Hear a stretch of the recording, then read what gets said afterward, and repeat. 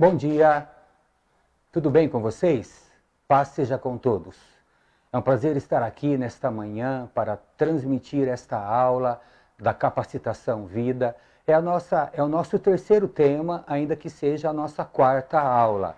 A última desse primeiro mês, desse mês de março, onde nós aprendemos sobre Deus, sobre sua existência, sobre sua natureza triuna, maravilhosa e gloriosa, e hoje sobre sua revelação, porque Deus é um Deus que se revela. E nós estaremos durante esse tempo aprendendo um pouco sobre isso, sobre a revelação de Deus. Eu quero começar esta aula com uma oração, pedindo que Deus possa estar te abençoando, te guardando aí na sua casa, onde você está me assistindo, e para que possamos durante esse tempo receber e aprender um pouco mais dele. Então aí onde você está, pode fechar os seus olhos e vamos falar com Deus. Amado Pai, em nome de Jesus, em Tua presença nos colocamos nesta manhã, nesse dia que o Senhor preparou para nós, pedindo a Tua bênção sobre este tempo, sobre esta aula e sobre este que me ouve, sobre este que me vê, sobre todos nós, Pai. Peço a Tua graça sobre essa equipe de gravação aqui no estúdio, a bênção do Senhor sobre todos, sobre a nossa terra também, Pai. Em nome de Jesus.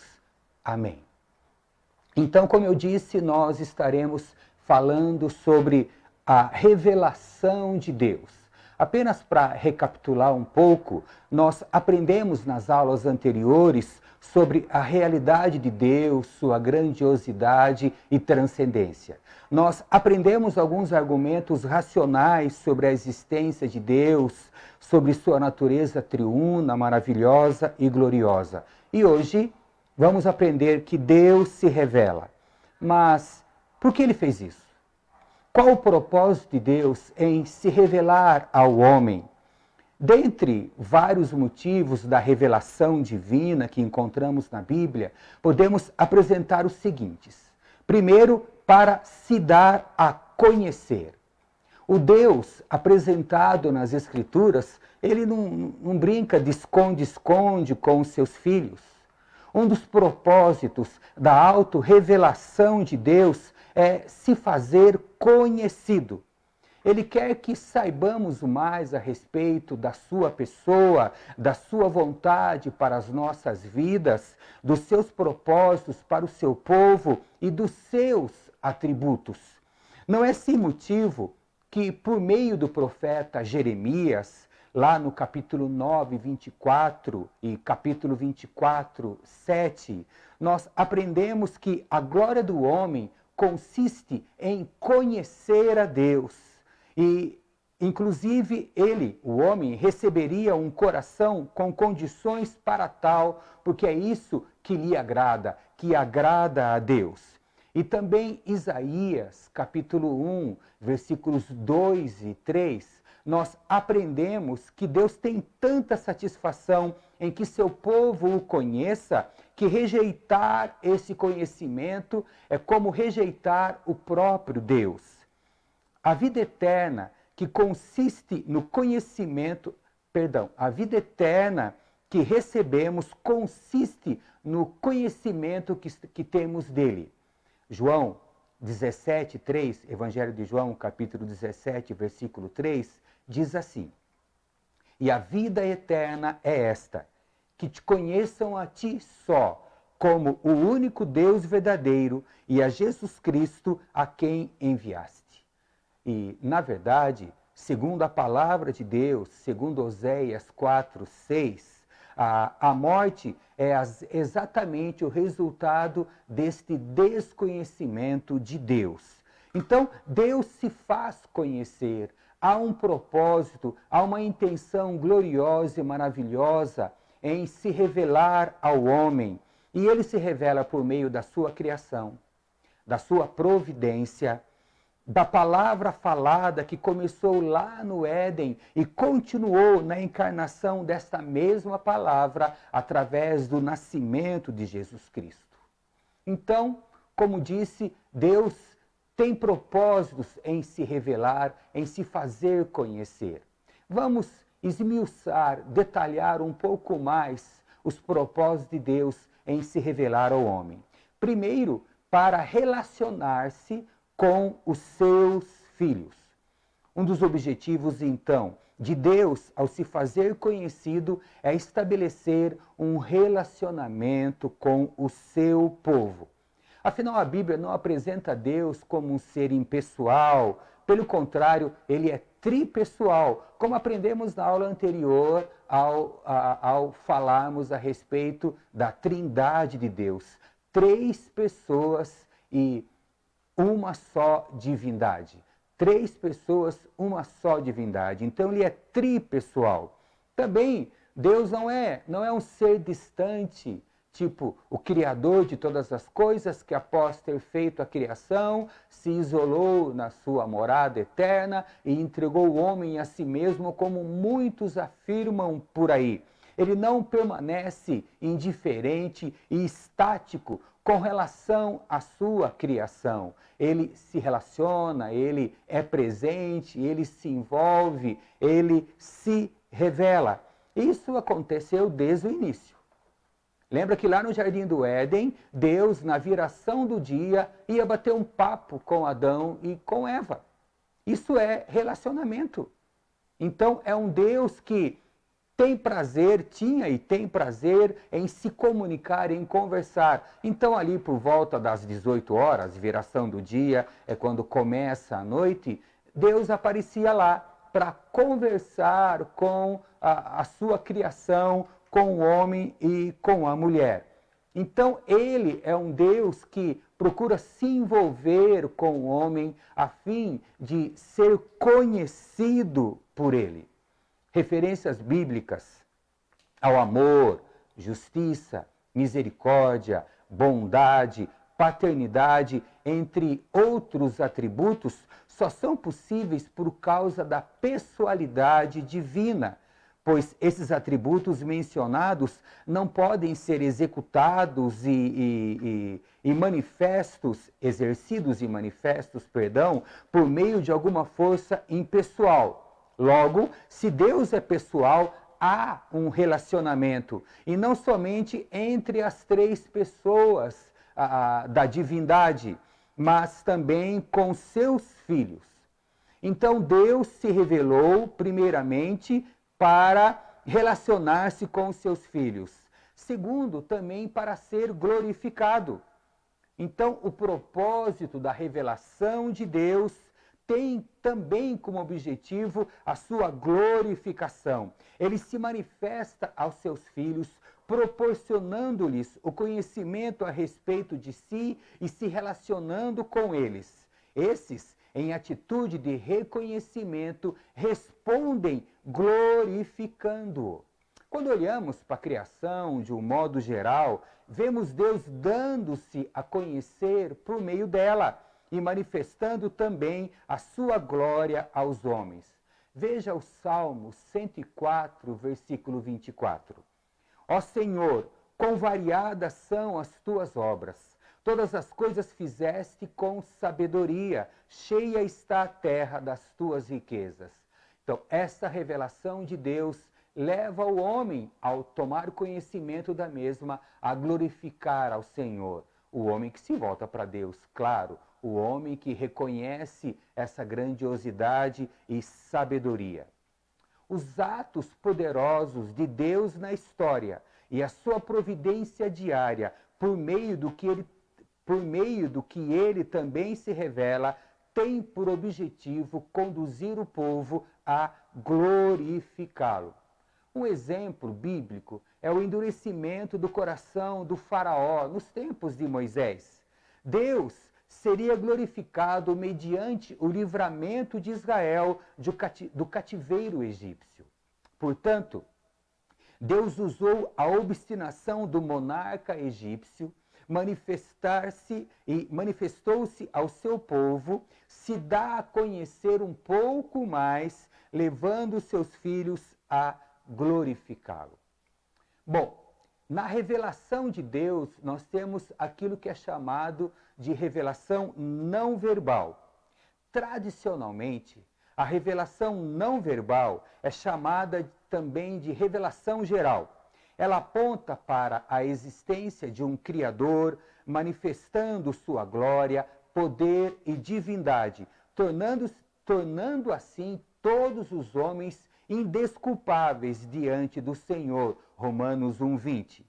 Essa revelação se dá por meio das obras da criação, da providência, da lei moral gravada no coração dos homens. Quando eu falo homens, é a humanidade, tá bom? Logo, os seus destinatários são todas as pessoas, independente de serem ou não cristãs. Chamamos essa revelação de não verbal por causa do modo como ela ocorre em distinção a outra revelação, que chamaremos de revelação verbal. Se observarmos, tomando emprestada a expressão do salmista no Salmo 19, versículo 4, esse é o tipo de revelação na qual não há linguagem, nem há palavras e não se ouve nenhum som. A revelação não verbal, ela não é falada, mas cumpre seu objetivo, que é testemunhar a respeito da existência do Criador. Então, a rejeição a essa revelação não verbal, ela é identificada pelo apóstolo Paulo como impiedade e perversão. Os homens, apesar de terem conhecimento da verdade, preferem ou preferiram adorar e servir a si mesmos, seguindo um raciocínio nulo de um coração insensato. Romanos 1:21. Tal atitude ímpia e perversa traz sobre eles a manifestação da ira de Deus.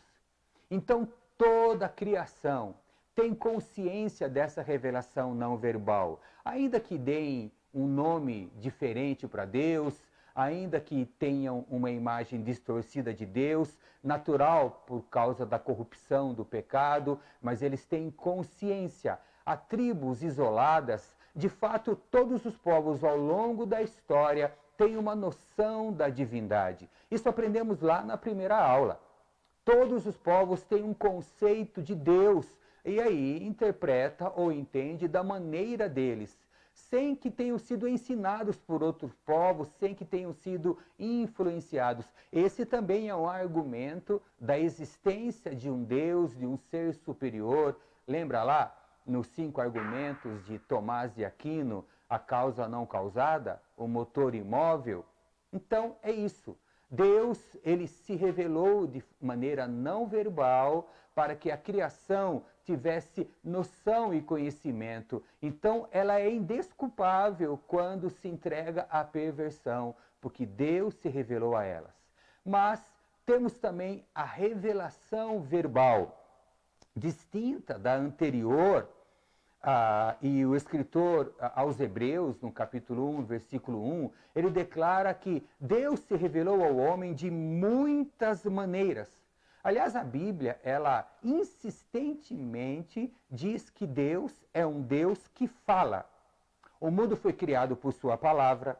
Ele falava com o homem no Éden e continuou a falar durante todo o processo histórico da revelação. E hoje temos a sua palavra falada, registrada nas Escrituras Sagradas, na Bíblia. Chamamos a Bíblia de palavra de Deus. É Deus falando. De muitas maneiras, citado lá em Hebreus 1, significa o modo pelo qual Deus inicialmente se manifestou. Tecnicamente, chamamos essas manifestações divinas de teofanias, ou seja, Deus assumindo variadas formas para se revelar ao homem. A primeira dessas manifestações que encontramos na Bíblia está no Éden. Nós lemos lá que Deus andava no jardim com o homem e a mulher na viração do dia, no fim do dia. De algum modo ou forma, Deus se manifestava e falava durante aqueles momentos ao homem. Outra manifestação que encontramos na Bíblia ocorreu com Abraão. Deus e mais 2 anjos foram à patriarca em semelhança humana. Gênesis 18, 1 e 2. É importante frisar que ali não houve uma encarnação. Deus apenas manifestou-se em forma humana e falou com Abraão. Podemos mencionar também o episódio da sarça ardente, por meio do qual Deus falou com Moisés, Êxodo capítulo 3, do 2 ao 4. Por fim, há diversas manifestações do anjo do Senhor. No registro bíblico, quando vemos anjo do Senhor em letra maiúscula, é uma teofania, é a própria divindade se revelando ao homem numa forma humana. Quando encontramos anjo do Senhor em letra minúscula, anjo é mensageiro, né? Então, um dos mensageiros de Deus enviados com um propósito, uma finalidade específica. Então, por diversas vezes, nós encontramos Deus falando ao homem, Deus conversando com o homem. Além dessas teofanias, uma outra maneira de Deus falar com o homem, revelar-se ao homem, foi através e é na atualidade também dos seus profetas.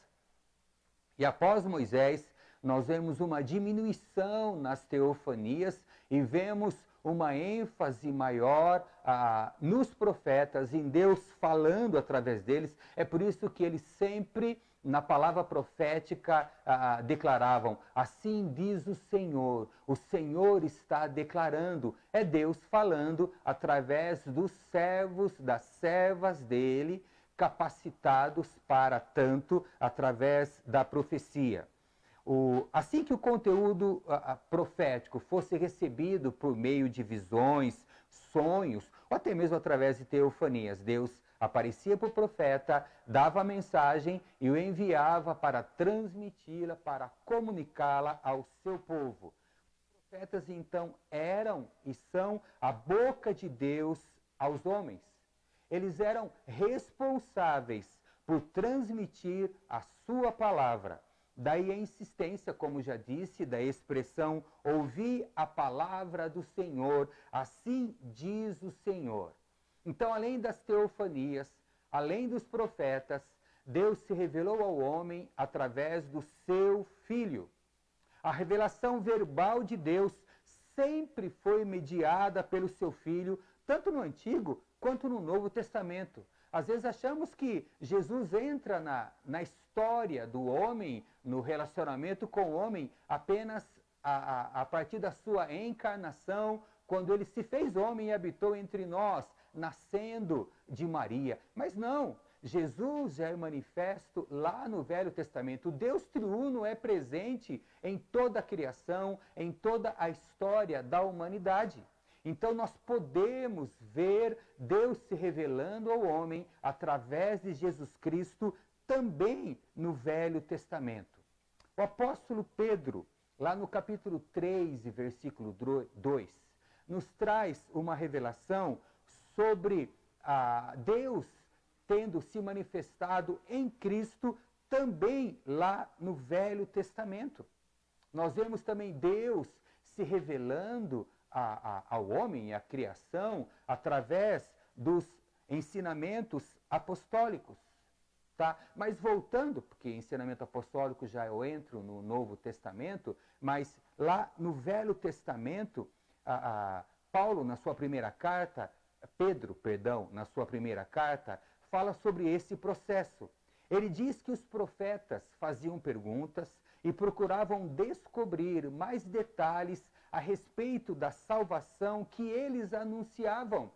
Afinal, o profeta, ele é um ser pensante e ao receber as revelações de Deus e transmiti-la para o povo, para os ouvintes, eles ficavam se perguntando quando aquilo ia se cumprir, quando ia acontecer, perguntando sobre detalhes dessas revelações.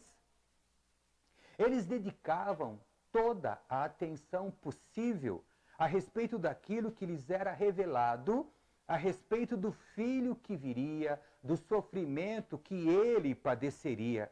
Porém, todas essas revelações eram feitas pelo próprio Espírito de Cristo que neles estava. 1 Pedro, capítulo 1, versículos 10 e 11. Logo, já no Antigo Testamento, o Filho Eterno era aquele que fazia a mediação entre Deus e os homens na revelação especial. Outro exemplo que podemos dar está no Evangelho de João.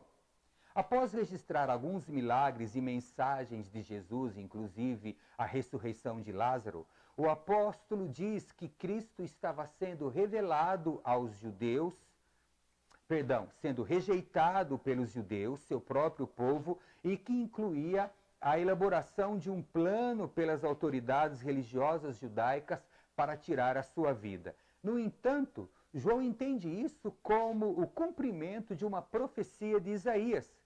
Ele diz que o profeta Isaías já havia predito que não creriam nele e que o rejeitariam. Isso está em João 12, 37 em diante. Porém, é interessante notar que essa profecia ocorreu, segundo João, quando Isaías viu a glória do Filho Eterno. A passagem, no entanto, que ocorre no Antigo Testamento, onde encontramos a profecia mencionada, narra o momento que Isaías entra no templo e vê a glória do Senhor, o Deus glorioso, sentado no trono, sendo adorado por serafins, clamando: Santo, Santo, Santo. O que João entende, lá no capítulo 12, do versículo 37 em diante, é que a glória revelada ao profeta, aquele ser sentado no trono, a glória referida como a glória do Senhor dos Exércitos, já era a glória de Cristo. João 17, 5. Então, aquela pessoa que Isaías viu na revelação do Velho Testamento é Jesus. Ele viu Jesus, a manifestação de Deus ao homem, lá no Velho Testamento. Então, por fim, podemos mencionar também a citação do apóstolo Paulo, quando escreve à igreja de Corinto, alertando contra a idolatria. E ele faz algumas referências ao povo de Israel durante a sua peregrinação no deserto. Paulo fala do batismo na nuvem e no mar, do manjar espiritual que eles comeram, de uma água espiritual que jorrava de uma pedra que seguia o povo. Concluindo, lá em 1 Coríntios capítulo 10, a partir do versículo 1, Paulo diz que a pedra era Cristo. Logo, no entendimento de Paulo, Cristo, desde o Antigo Testamento, já era a fonte mediadora das bênçãos entre Deus e os homens. E no Novo Testamento, claro que com maior facilidade e com um número muito maior de textos, nós vemos a revelação de Deus em Cristo. O próprio Senhor Jesus declarou: quem vê a mim, vê ao Pai. Quem vem a mim, vem ao Pai. Então Jesus é a revelação plena de Deus. Jesus é a revelação máxima do Senhor. Várias passagens bíblicas mostram o Filho como mediador entre Deus e os homens e como aquele que transmitia a vontade divina. O apóstolo Paulo fez questão de enfatizar em algumas ocasiões que a sua pregação e os seus ensinos não eram fruto da especulação humana, mas vinham do próprio Deus. 1 Tessalonicenses 2,13, transmitidos a ele por Jesus Cristo. Ao instruir os cristãos em Corinto a respeito da ceia, ele diz que entregava aquilo que havia recebido do Senhor. 1 Coríntios 11, 23. Sobre a ressurreição, ele volta a dizer que entregou apenas o que havia recebido. 1 Coríntios 15, 3. Aliás, ele mesmo tinha sido testemunha da ressurreição de Cristo por tê-lo visto na sua experiência de conversão. O apóstolo João, combatendo os falsos mestres que negavam a humanidade plena de Cristo, afirma que anunciou o que recebera do Filho, o qual João tocara com suas próprias mãos e vira com os seus próprios olhos. 1 João 1, do 1 até o 3. O próprio Jesus, na grande comissão, lembra que seriam as suas ordenanças que deveriam ser ensinadas, que o próprio ensino do Espírito Santo seria a retransmissão daquilo que eles já tinham ouvido, João 16, 13, que lembraria os seus discípulos daquilo que Jesus lá já lhes havia ensinado. Bom, quantas passagens que eu citei para você, né? E outras tantas que você pode pesquisar no Novo Testamento, em especial nos Evangelhos.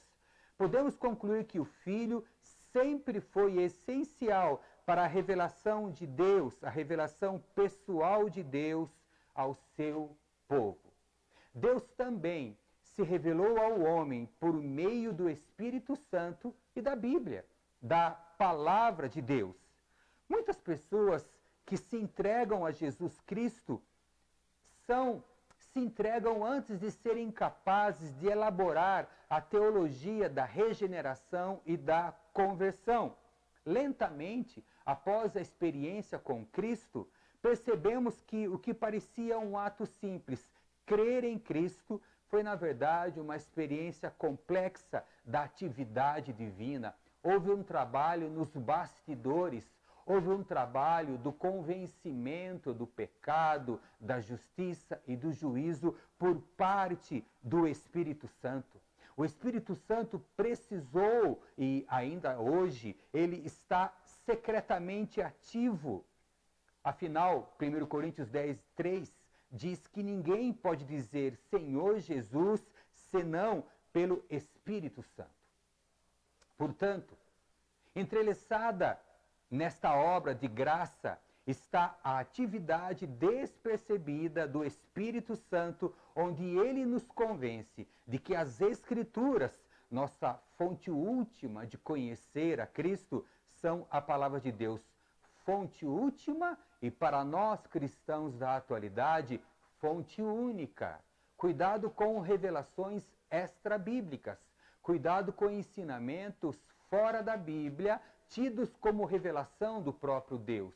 Não que Deus esteja restrito à revelação bíblica. Lemos e já até comentamos sobre a revelação não verbal, onde os céus proclamam a glória de Deus, ele se revela à criação, mas a revelação plena de Deus é através da sua palavra. Ela é e sempre será a nossa única regra de fé e conduta. Então, ainda que o entregar-se a Cristo pareça ser algo simples e fácil, e Deus a torna assim para que não haja objeção, houve um trabalho secreto, um trabalho que não é revelado claramente para nós no início, mas que com o passar do tempo e com o relacionamento com Deus e com o conhecimento bíblico, podemos ver esse projeto do Deus triuno em favor da restauração do homem. Ainda que o homem tenha escolhido desobedecer e tenha decidido se afastar de Deus, Deus não se afastou dele. Deus se revela ao homem de maneira verbal para aproximar o homem dele, para restaurar a comunhão, restaurar o projeto inicial que ele tinha para o homem, que o homem, com a sua própria vontade, destruiu e desfez. Então, resumindo um pouco aquilo que eu falei até agora sobre a revelação verbal, podemos dizer que o padrão da fé em Cristo é, primeiro, a encarnação do Filho, segundo, a sua revelação sobre sua identidade. Terceiro, a sua corroboração multifacetada em palavras e obras, trabalhando por todos os lados. Quarto, a iluminação nos corações dos que creem, obra do Espírito Santo. E tudo isso resulta em vermos quem Jesus é, fazendo com que cada dia mais, cada vez mais, confiemos nele. Assim, na revelação através do Espírito, ele nos convence sobre Jesus inteiramente baseado nos propósitos de Jesus. E mesmo assim, esse convencimento surge porque Deus mandou, porque Jesus dá evidências de quem ele é e porque o Espírito Santo abre os nossos olhos cegos para reconhecê-lo. O apóstolo Pedro disse em Mateus 16, 16 e 17, que nossa convicção não é uma questão de carne e sangue. Lá em João 20, versículo 14, Maria viu que nós não podemos reconhecer à primeira vista quem Jesus realmente é. Lucas 24, 31, vemos os discípulos do caminho de Emaús que a princípio não perceberam que aquele terceiro viajante era o próprio Cristo. O nosso único acesso agora ao conhecimento de Deus, agora ou sempre, é através da atuação do Espírito Santo, revelando-nos a palavra, tornando ela viva para nos mostrar quem é Cristo. Bom, a fé em Cristo depende do divino caráter e testemunho das Escrituras. Nós vamos até Cristo através das palavras dos apóstolos, João 17 e 20. Deus se revela pelo testemunho do Espírito Santo, que é experimentado em qualquer lugar, onde ele possa atuar, onde a fé venha em Cristo, onde haja uma crença na palavra, na realidade de um Deus presente, na sua pessoalidade e no seu amor que transforma vidas. É um Deus presente, não é um Deus distante. É um Deus que falou, que fala e que sempre vai falar, sempre vai procurar se comunicar com o homem. É um Deus que ama de maneira incondicional. É um Deus que se importa, é um Deus que se move. Como já disse e repito para você, é um Deus que não é indiferente. Ele se comunica através do seu Filho amado. Desde o princípio, como eu disse, no Velho Testamento, outras passagens poderiam ser citadas, como por exemplo, na obra da criação. Nós lemos lá, no princípio, criou Deus todas as coisas, criou a terra, porém, era sem forma e vazia, e o Espírito de Deus pairava por sobre o abismo, e disse Deus, o verbo, aí o verbo disse, o verbo dizer, ele aponta para o que João 1 declara, no princípio era o verbo, e o verbo estava com Deus, e o verbo era Deus. Por ele e através dele todas as coisas foram feitas. O verbo é Cristo, é o que João está falando. Então, o disse Deus, lá de Gênesis 1, é Jesus. Então, nós temos o Pai, nós temos o Espírito e nós temos Jesus. Aprendemos isso na segunda aula, quando discorremos sobre a Santíssima Trindade, sobre essa natureza que intelectualmente não podemos compreender. Vimos que todas as tentativas humanas de explicar a Trindade caem em erros, porque somos limitados. Deus é Deus. Então, vemos a revelação de Deus ao longo da palavra, ao longo da criação, ao longo da história, e assim será durante todo o tempo. E eu ouso dizer que na eternidade, quando os propósitos de Deus se cumprirem a esta humanidade, quando estivermos com Ele, Deus continuará falando. E vai ser maravilhoso praticar e entender plenamente aquilo que o apóstolo Paulo disse lá no capítulo 13 de 1 Coríntios, no final, onde ele fala que agora vemos como por espelho. Sabe que um espelho, um vidro, por mais translúcido que seja, por mais capacidade de transparência que tenha, não é 100%. Não é 100%. Vemos até gravado em alguns vidros a capacidade de transparência deles. Chegará um dia que veremos face a face, sem as barreiras que hoje temos. Muitas delas resultado da nossa limitação, da pecaminosidade humana. Chegará um dia que nós o veremos face a face. Aí ele vai se revelar como é. Fico pensando na revelação de Deus ao apóstolo João na ilha de Pátimos, relatada em Apocalipse. E a maneira como João traduziu essa revelação, esta visão, com aquela imagem, aquele detalhamento glorioso daquele ser diante dele, sentado no trono, Uau, queridos! Como Deus é. Hoje nós temos, de acordo com a nossa capacidade, a manifestação de Deus, que é, como disse, de acordo com nossas limitações, mas na eternidade nós vamos vê-lo, nós vamos conhecê-lo, nós vamos ouvir dele. E nada é mais importante do que ouvirmos de Deus, hoje e sempre, do que termos comunhão com ele, do que nos relacionarmos com ele. Isso podemos fazer mesmo separados como estamos. Mas Deus está conosco em todo lugar e em todo tempo. Se revela a nós. Felizmente temos a palavra.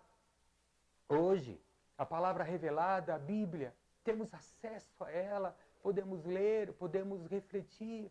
Nunca tivemos tantos materiais de qualidade, tantos livros bons que nos ajudam a compreender as Sagradas Escrituras, ainda que basta fé, basta comunhão, basta dar liberdade para o Espírito Santo, basta abrir o coração que Deus vai se revelar a nós. Na pessoa do seu Filho, a revelação plena do Senhor. Então, Deus está com você, Deus está comigo, está conosco em todo o tempo, em todo momento. Mas, na eternidade vai ser maravilhoso, não tenha medo.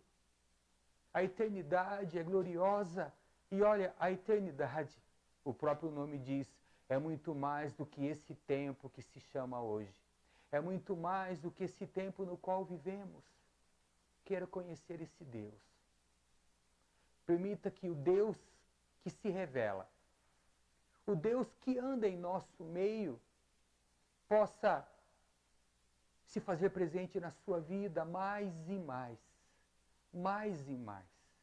E assim você vai senti-lo, vai conviver com ele e se relacionar com ele.